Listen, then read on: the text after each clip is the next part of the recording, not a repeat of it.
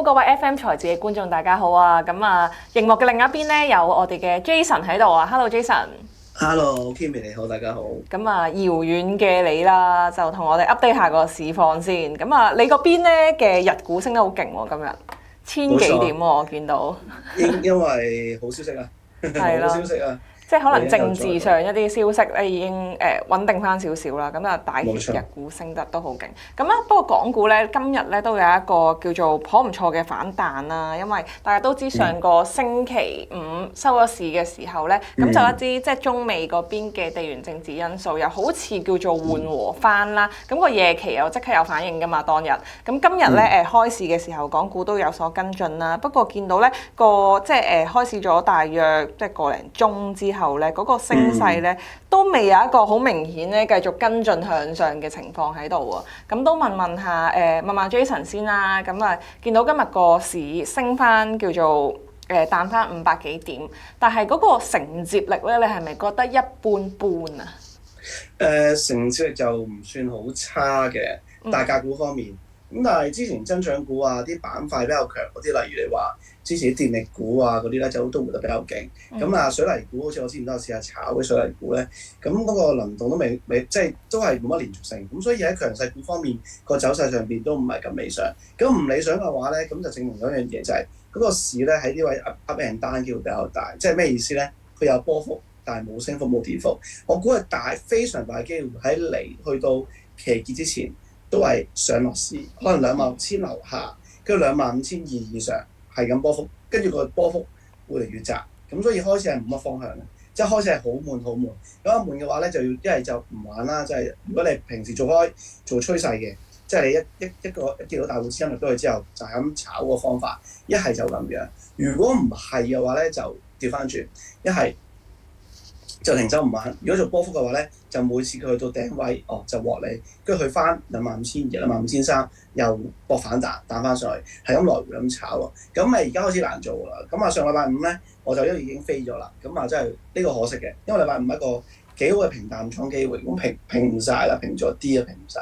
咁啊但係呢個就俾佢彈翻上嚟嘅話，啲淡倉咧，你話呢個再去試嘅話咧，其實就唔值得試嘅，因為我之前講過咧，佢應該要補裂口。咁喺上禮拜五咧，就補咗裂口啦，咁啊補咩裂口咧？補翻期指喺禮拜二嗰一刻一個裂口跌咗落去24,900幾個裂口未補嘅，咁啊上個禮拜五咧就補埋噶啦，一補埋之後咧就唔需要，就應該唔會喺呢個位再急跌落去噶啦，大機會橫行，因為如果美股啊外圍市況都唔差，咁就暫時就完成咗。跟住我諗全世界都睇緊究竟下個禮今個禮拜下個禮拜阿習主席同埋阿 Trump 下個禮拜應該係暫時定下個禮拜會面。咁睇會面啦，睇會面點啊？因為而家大家都唔驚啦。咁啊 Trump 喺禮拜五講話 OK，我哋中美係個 friend 嚟㗎嚇，握晒手啊，握晒手啊，冇問題。咁啊市場就由納指都誇張，24,700嗰啲話一夜夾翻最低位24,500都有去過，有500-600點好誇張，500幾點。咁呢個係好誇張，呢夾法好誇張。咁所以咁嘅情況，我諗大機會開始啦。淡倉嗰啲主力都獲利平倉，好倉係咪好有信心落場？即係話好淡咪交錢啦，交增持啊，咁增持嗰就發嚟發去嘅啫，冇乜方向㗎啦。即係一句講晒都悶啲啦，大家都見到，但係港股都未補到上邊嗰個裂口啦，持續喺呢個區間嗰度上上落落咁樣，咁啊叫做炒波幅嘅話，可能都係一個比較明顯嘅位置，大家去試下做嘅。咁啊，講翻啲大隻股先啦，既然啱啱 Jason 話大隻股升得勁嘅，咁不如講700先咯。我見到700咧，即係今朝嚟講都喐得幾勁下喎，個升勢係喺度嘅，而家都仲升緊3.5% 啦，好似仲勁過阿里添喎。暫時係嘅，咁但係喺亞天線上邊啱啱有啲防守力嘅啫。咁啊，預計都仍然係啊620蚊呢啲位應該係最後啲關鍵位置嚟嘅。之後唔跌穿嘅話咧，咁仍然橫行，咁橫行嘅啫。因為佢回嘅幅度咁大嘅時候咧，佢要用橫行消化股啊。咁620去到635係一個區間上落啊。咁呢個係個 idea。咁啊應該咁樣喺度發嚟發去咁樣做嘅。咁同阿里比咧，你覺得邊一隻係叫做強勢少少咧？嗱，如果阿里同埋騰訊嘅話咧，就一定係阿里比較一定強強勢啲啦。咁我哋嗰個系統顯示就係明顯阿里強啲嘅。咁啊，騰訊開始轉弱咗，咁啊，阿里行咗一段好強嘅走勢。咁咪都係而家都係橫行嘅。咁但係兩者都唔使問嘅，都係橫行。咁啊，阿里咧155蚊，上邊162蚊啊，咁樣橫行啦應該。咁啊，兩者都繼續橫行。我諗要多同頭先同大市判斷差唔多。大市行個零禮拜期結前嘅話咧，咁呢兩隻嘢都應該係期結前都係橫行嘅。係，咁啊都幾悶下喎，一啲科技股大隻股。咁啊，問埋小米先。小米嘅話咧，即係喺一個叫做幾低嘅位置啦。今日就做翻少少反彈啦。係咪？如果係即係上個禮拜撈咗底嘅朋友仔咧，係咪見好就收咧？嗱，撈底我就唔知朋友仔點啦，我自己做咗淡倉啦嚇。咁啊，但係淡倉嘅話，我自己其實喺上個禮拜五就冇平曬，冇平倉，因為啱啱機場。咁啊，禮拜四我平咗啲，跟住今日我都再平咗啲，咁剩翻好啲咁多嗰隻。咁啊最尾嗰啲我剩翻好啲咁多就擺喺度。咁啊淡倉嚟嘅，咁啊我就唔覺得小米會特別好啦。當然啦，周線就去到個45蚊嗰個位咧係有支持嘅。我諗佢有支持之後橫行彈兩彈，睇下之後會唔會又再跌？可能今個月差唔多，下個月可能又再跌嘅。咁啊小米嗰個撈嘅情況就完全係未見到，即係你話要做一個科技股啊，我哋可以比拼下。我諗小米大機會就算俾佢反彈，彈到去51蚊。都好盡嘅，咁但係之後咧就應該會跌嘅。但係我巴巴同埋騰訊咧，應該仲有一段時間會有機會再升多轉。咁所以小米就唔係個考慮嘅 idea 入邊㗎啦。咁小米係掉粉㗎啦嚇，即係嗰啲粉絲好唔中意阿雷總㗎啦。佢係伴隨住一啲唔好嘅一啲車嘅問題啦，又話爆炸或自己自燃啦。咁跟住咁嘅情況咧，小米冇乜好嘅催化劑支撐佢向上，但唔好嘅催化劑咧又好多，咁所以小米個圖表形態又唔好，個走勢又唔好，同埋大戶資金應該走咗㗎啦嚇，咁所以就唔會諗住小米啦。明白。咁啊，而家港股上邊咧，你覺得有啲乜嘢嘅主題啦，係即係依家呢一刻咧，你覺得仲可以睇咧？即係見到咧啲晶片股咧間唔時都會即係做下啲勁啲嘅一個升勢喺度啊嘛，例如今日啦，晶片股都升得勁嘅，咁會唔會係呢一類型嘅主題都可以睇下咧？晶片股佢彈兩彈啫，見到最勁嗰兩隻中芯同埋華虹係之前嗰兩隻比較強嗰兩隻啦。咁但係佢兩隻已經喺高位度回得好勁啦。你話中芯冇機會升翻100蚊，即係冇機會真係去翻100蚊歷史關嗰個叫唔係歷史添啊，即係未到歷史90幾蚊就完咗啦，96蚊度啊。咁但係有冇機會去翻100，即係去100蚊咧？我諗好問啦，中芯好問呢啲位置。咁咪都係做一個類似叫做 V 型反轉嘅頂部形態。咁大戶嗰個資金就走咗㗎啦。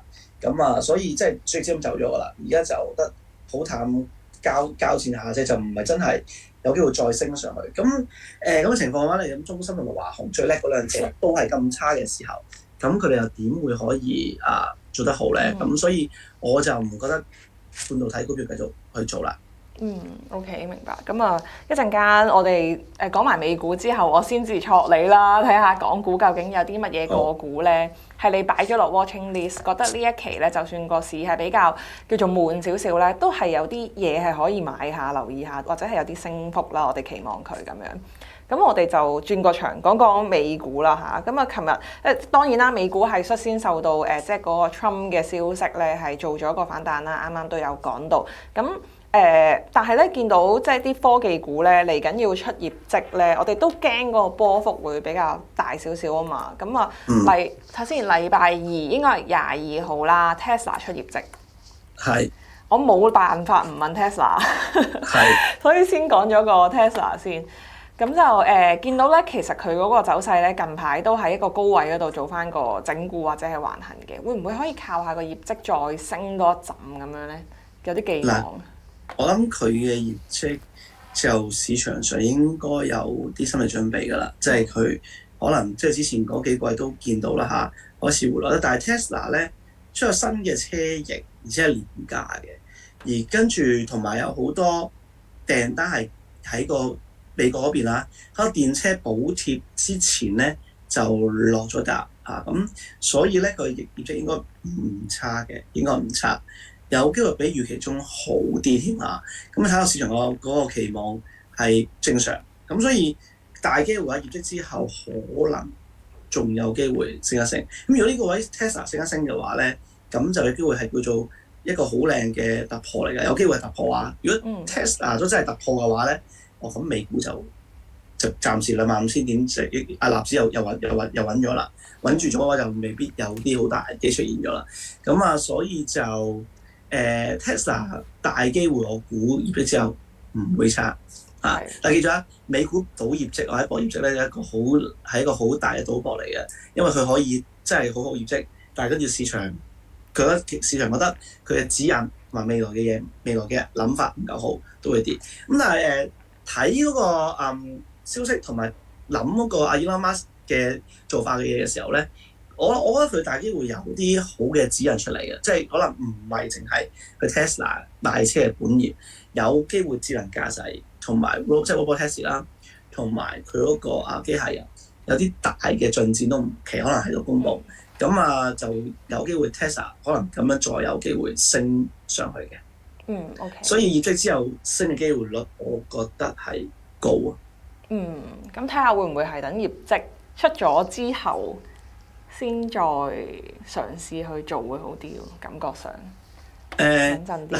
咁一定穩陣啲嘅。咁但係你話如果呢個時候搏嘅話，你話唔係喎，我想搏住即係搏嘅話，咁好簡單啦，用期權咯，唔會用呢個叫做正股咯，因為期權可以將個風險轉介俾即係我輸幾多錢就幾多錢，唔會輸多，唔會輸大，咁但係又可以把到個升幅，即係有升嘅話，如果真係跌嘅話，咁咪當廢紙冇用，升嘅話有機會升到，所以 Tesla 個業績望 IB 先而家，應該就冇過，我有諗過做添啊，係啦，雖然就明明就好忙啊，咁但係都要睇睇，玩係緊要，但係揾錢就緊要啊！睇下先，個 IV 我睇下先，個 IV 都高喎 IV， 唔好嘅啫，唔過100%， 80幾，唔好以前咁高，所以我諗我都覺得會可能考慮搏 Tesla 嘅業績嘅好倉，OK，係啦，會搏，咁可能會擺遠啲添個到期日，未必係即刻到期嗰啲，即係唔係24嗰啲，可能擺下禮拜甚至下兩個禮拜有機會咁樣，因為搏佢如果真係行到條 trend 之後咧。佢會再升多幾口嘅，即係如果今次佢突破到個橫區間靠業績嘅，會升多1-2口嘅。明白。咁即係都呢兩日都忙喎，咁睇嚟。咁可能今晚就會諗下會買佢啦。係。雖然未翻到嚟啊，人未到，但係個心已經歸向咗太平洋嘅另一邊，係美國。好彩而家真係好方便啦，咁個掣可以部署啦，咁啊。以前就唔得，以前打電話都搞唔掂啊。係咪有呢個時候？咁再以前，淨係唔係打電話，就以前要飛翻去添啊！啲人係，即係講幾廿年前嗰啲人係要2-3年前啲人做咁嘅交易要飛翻去第度啊！即係飛翻本來個地方有 account 嗰度，有 account 有電腦嗰啲先嘛搞掂。如果再之前淨電報添啊，即係要打個電報啊！嗰啲唔係好多年㗎，其實個科技進步得好快嘅，所以其實點解啲人成日話炒股票要留意科技股係有啲道理。咁以前喺幾廿年前都仲係打電報你諗下，即係佢有啲字字嗰啲，即係如果我想講，大家應該唔明啦。如果少後生啲都唔明啦，係嘛？電報其實我都唔係嗰個年代，我諗我哋阿爸阿媽再上個年代就有經過電報嗰年代。咁好彩就依家科技發達嘅情況之下咧，你就可以喺日本嘅時候都可以部署呢個科技股咁樣。仲做節目添。係啦，冇錯，即係都好勤力啦，繼續。咁大家記住俾 like 我哋啦，同埋即係留言啦。當然未訂閱就記住撳埋訂閱掣嘅。咁咧，另外一隻個股咧，即係都係熱門股嚟㗎，都好想問咧，就係反覆向下跌嘅甲骨文 Oracle。咁佢咧跌嘅原因咧，就即係市場分析啦，就話佢嘅收入咧，佢嘅目標咧，即係吹得太大啊。係。咁佢就跌咗7%。即係呢一隻嘅話，即係孫子又點樣睇咧？即係都係。嗱，佢咧如果本來咧一個年頭上咗去啦，佢啊應該咬腰上又上唔到，跟住再喺10月份再咬腰上多次，個高位仲低過9月份兩個高位，咁即係話呢個係咩問題咧？呢個好大問題，係一個資金出逃咗嘅問題，而你發嗰個好嚴重嘅即係一個 idea 就係一頂低之餘，佢呢個本來係一個你唔知係咪嘅買入裂口，但係佢咁樣2次咬腰都唔得噶啦，都升唔翻上去咧。就幾咁肯定係一個消耗性裂口啊！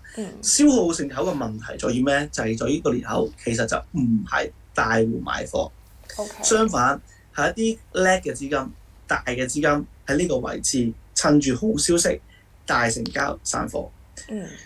咁所以咧，佢下個位會嚴重啦，因為佢由呢一個位291蚊去到個裂口之前嘅257蚊，幾乎冇乜阻力，冇乜支持啊！咁佢點咧？咁啊會回報裂口，咁就好嚴重啦，係啊。所以你話 Oracle 擔唔擔心咧？咁樣嘅情況擔心，因為你話佢冇誇大咧，一定有啦，係或者一定有。咁所以如果個市場個信心冇咗嘅時候，同埋一開始好多聲音傳出嚟啊，即係咧成日話 AI 咧會唔會咧投入嘅資源太多，但係付出嘅收穫太少咧？你放心，係絕對會，因為呢個 market 本來就係一個大家搶隻 market， 即係一將功成萬骨枯嘅 market 啦。咁即係咩意思？即係大家都投入好多資源，但係最尾咪即係靠呢個攞到錢咧？唔係，好簡單，問下自己，問觀眾問下自己啦，問下而家我哋主持人問我自己，我哋有幾多個真金白銀俾咗啲錢去做買 AI 嘅嘢？多唔多？公司我自己冇，公司都有啲啦嚇，自己又好少。咁嘅情況下，即係大家有喺度搶 market share 啊，即係等於你以前咧係嘛，或者而家啦 email 呢個年代 ，email 年代就係你幾乎都唔免費 provide service 俾你噶嘛。咁你要變咗佢真係要落實去到收錢收費，而且係大規模收費，而且仲要係一個中小企或者大企業做緊啦，中小企都要做埋嘅，俾多錢嘅時候，咁佢要啲時間去做。咁一開始個市場一定係靠燒錢去搶佔啊！即係等於我哋之前內地啦，早10年十幾廿年前啦，即係十零年啦，外賣市場一樣咯，要搶佔個市場，一搶佔就要燒錢咯。咁一定有啲會犧牲咗，一定有啲係留得翻底。咁睇下邊個犧牲咗啦？咁最尾就好似香港呢邊美團留得翻底啦。咁你話美股呢邊 AI 邊留得翻底，會唔會 Oracle 定其他咧？咁 Oracle 嘅機會係未必係嘅，我覺得嚇。咁所以佢嗰個估值上同埋嗰個股價上係高咗嘅，同埋咁嘅情況下一跌嘅話咧，一回補裂口咧就唔使問噶啦，大家都跳船，一跳船咧又會呃多幾口落去，咁就危險。咁所以佢起碼要大機會可能補翻個裂口257蚊嗰個位去到。咁都唔好亂咁撈底住啦，暫時未見到個底喺度啊嚇。咁另外咧，即係有啲人咧都開始講話啦。既然即係AI 有個隱憂喺度，咁會唔會話買翻啲即係傳統少少嘅個股咧？見到其實啲即係消費類嘅個股咧都升得幾好喎，即係啲化妝品啦，講緊啲 Costco 啊嗰啲咧，即係個表現都唔錯啦。孫子會唔會喺美股方面睇翻呢啲個股咧？美股呢個股係真係唔差喎走勢，咁但係美股個股一般咧，即係你話係咪會大咁升咧？疫情嗰段時間係嘅，咁但係你話而家呢一刻咧，係咪仲係會爆升啦？未必會升得好急咯，啲大部分都嚇。咁但係嗱咁講嘅，佢部分零售品牌啦，你話 Walmart 嗰啲升得慢啲嘅，但係部分之前好似 American Eagle 嗰啲咧就升得好勁。嗰啲真係要，嗰啲就真係要估啦，嗰啲真係要 pick。即係要知道嗰個 market trend 啊，嗰個就唔係咁易啦。你話Walmart嗰啲我穩陣都穩陣嘅，咁消費股同零售股嚟啦，就準備聖誕節啦嚇。咁呢個又係炒概念啦。二嚟就係如果經濟真係麻麻地咁，但係嗰個即係經濟嗰個 up trend 唔多，咁但係通脹預期喺度，跟住啲人仲有錢咁啊，有機會就係將啲錢流消費股嗰度，咁都會升啲。但係消費股唔係，我般唔麻麻地消費股嘅我自己。你覺得太慢啦，係咪啊？一嚟慢啦，二嚟即係除咗你話波中咗某啲服飾啊、衣物啊嗰啲真係好勁嗰啲之外，唔覺得佢哋會行得好快咯。咁但係我哋唔知美股啊，即係港股有都有呢個市場啊嘛。咁既然係咁，我做乜唔揀即係揀啲快啲啦？咁啊頭先開嘅 Estée Lauder 咧都幾得意嘅。Estée Lauder 有啲唔同，佢之前跌得好急，跌得好深啊。咁啊，但係佢咧其實咧好多人用嘅。好多生產品聽過都唔錯啊，聽過啲朋友講。咁咧 Estée Lauder 又另計 ，Estée Lauder 佢個走勢一定會比 Walmart 快好多。咁所以咧，你話真係揀嘅話，就另揀 Estée Lauder，就唔揀 Costco， 唔揀 Walmart 呢一隻，揀呢啲好似跌得好深，但係其實有好大批粉絲嘅企業，而且大家一年到你藍都耳熟能詳啊嘛。即係你諗下啲企業個 brand 去到咁好嘅時候，同埋個走勢上嗰個叫做底部啊，做得好靚啊！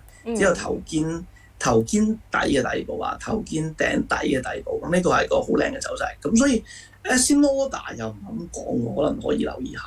嗯哼，明白。但係佢都4月開始一直升咧，即係叫做7、8、9月就7、8、9月悶啲啦。佢叫追翻下㗎咋咁講。係呢個10月就升翻多少少，但係都仲係 OK 講得切，可以留意㗎嘛。可以，我覺得可以。現價如果現價係100蚊，100個7毫8，佢拉回100蚊嗰啲附近，我再上車，咁下邊嘅防守咧就好靚啊，89個半，咁我覺得10% 以內，咁我覺得佢有段 trend 行就唔奇嘅。OK 明白。睇下先，佢最高價係好多好高嘅。哇！我以前炒過時候我以前試過曾經350蚊嘅時候，真係炒一段嘅嗰時，好似350蚊而家100蚊啫。OK，咁呢個真係叫做耳熟能詳嘅 brand 嚟嘅，即係你冇用佢嗰個 Estée Lauder 有個大，即係本人嗰個 brand 咧，佢啲旗下啲分支應該點都有用過啲女仔係咪？一定用過，我發覺俾佢統戰，即係佢係嗰啲叫做點講啊？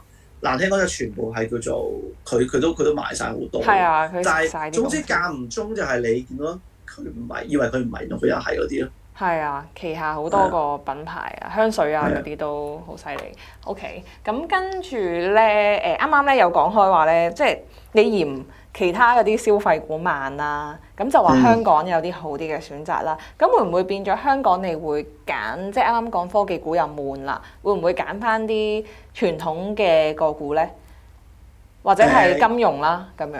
呢期中資金融係其中一隻我會考慮嘅，咁包括係內險啦嚇。咁2628好多人講嘅，係唔知點解。但我睇1336，我自己睇1336。新華。係新華保險。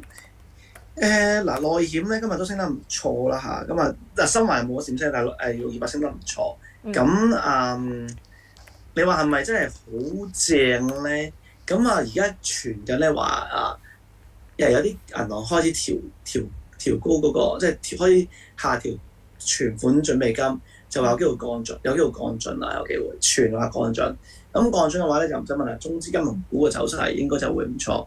咁國壽咧就係喺呢個位升翻上去，咁有機會出一個都唔錯形態，又再升。咁內險都係今年入邊叫做比較強嘅板塊，咁所以我覺得試又都會試啦。但係就咁講，頭先我話。行得慢唔少，咁其實我想講就係講過頭先講咗啊嘛，即係佢震盪市啊嘛，震盪市就未知道即係邊一個板塊跑出，咁一估咧就我估內險有冇機會跑出下，呢個第一個板塊內險啊。國壽嘅話就如果試咗就可能喺21現價嘅位置都合理嘅，跟住21個8係防守，咁就希望佢做一個杯狀大餅形態之後就成功再向上，咁係咁嘅 idea 啦。咁呢個第一個啦，就係內險。內險板塊，咦？咁即係有第二個板塊。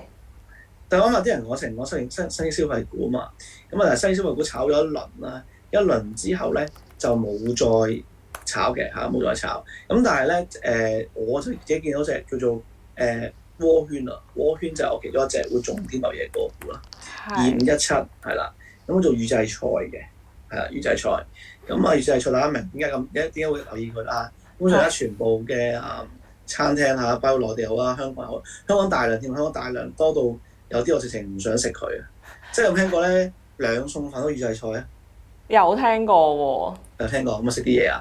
兩餸飯都預製菜。個區咧，肯定嘅區，肯定區咧就係深水埗。平價。深水埗有幾間，最唔止一間啊！應該2間或以上係用預製菜嘅。哇！但呢個但係記得我都可能亂噏㗎咋。總之咧，不涉及任何嗰啲責任㗎嚇，即係我吹㗎咋，可能係嚇。食得出咁樣可能覺得似啦，係啦咁樣咯。咁但係係咯，所以預製菜呢一個模式啊，我覺得係可以留意。新型消費股好多隻啦嚇，我之前有老鋪啊，有股明嗰啲咁，但係我重點睇呢隻，因為窩圈冇炒過，而佢個業績係好好喎，即係同比增長2-3成以上啊，呢啲好誇張嘅一啲業績增長嚟㗎，啲營收又唔錯，咁同埋佢自己都有自營一啲直接 to C 嘅，喺啲超市入邊有賣嘅。咁而我上次喺內地見到好多人係都會選擇預製菜嘅，係即係其實唔係咩新鮮事。我想講，原本預製菜喺西方國家就係極多人用啲薯條啊、啲披薩啊、啲魚柳啊，擺一個丁就得㗎啦嘛，個個得㗎嘛，係咪先？預製菜始祖係美國呢個係始祖嚟嘅。咁但係而家開始喺國民方面開始接觸到預製菜都自己整嘅時候，咁咪嗰個風氣一大旺嘅話，咁呢件事係一個好大嘅 market 嚟㗎。明白。咁就即係如果係新型嘅消費股啦，我哋成日睇一啲 PopMart 啊嗰啲之外咧，都可以睇下即係叫做呢隻窩圈啊2517。咁我見到你嗰個你係貓貓倉定係孫仔阿仔嗰個倉擺呢度？係，好似有都有部署呢一隻嘅，咁大家可以都自行留意一下 study 一下嘅。咁另外仲可唔可以揀多一隻嘅個股係大家可以擺入 watching list 嘅？半新股啦，第3個半新股啦。半新股有幾隻？咁其中幾間極致家啦。今日機械人都犀利。係，咁極致家就係佢叫做 I 邊嘅機械人概念。咁其實佢有，其實係唔係機械人概念咧？其實佢咧係做咧物流相關嘅一啲系統概念。咁但係佢歸到機械人概念喎。咁可以勉強叫做係啦。咁極致家其實我上市嘅時候有抽過，然後20蚊度買走咗，然後之後咧喺22蚊到23蚊上過車，然後喺29蚊又走過，咁準備就想再試多一次嘅，咁但係把握 watchlist 先啦，呢啲先係。因為今日升得勁，你要等佢係咪睇定啲先咧？再同埋嗰個橫行嗰個幅度短咗啲，我覺得俾多少時間佢。係啦，要俾多少時間佢。OK，咁睇下會唔會係回翻？有冇話大約回翻幾多會安全少少？即係20天線咁樣。我覺得反而要時間去橫行有啲，即係可能要1-2個禮拜橫行會好啲。好，咁我哋到時咧有啲即係見到佢有一個下個禮拜睇下，update下咯。係啊，我哋再 update 下啦，同大家2590啦呢一隻，或者係醒目嘅觀眾可能自己都即係都觀察到一個靚啲嘅買入位嘅話咧，就不如話翻俾我知啦。咁到時好，咁最後啦，我哋咪前咧有講過少少咧話咧，其實上半年炒得都幾勁嘅生物醫藥股咧，嚟緊下即係最後尾個季可能都可以憧憬下佢再有啲起色，係咪都係擺住落 watching list 度先咧？可以？冇錯，因為有一紮之前回得比較深，亦都跌得比較多，咁包括你好似石藥10即係1093啊，跟1801啦、信達269啊、藥明嗰紮都跌得比較深。咁去到呢啲位置，我覺得佢開始應該唔係好跌，之後咧佢會橫行。咁橫行完之後，會唔會有機會做翻一個靚啲嘅收集區，再上翻去？咁呢個係個有機會嘅走勢嚟嘅。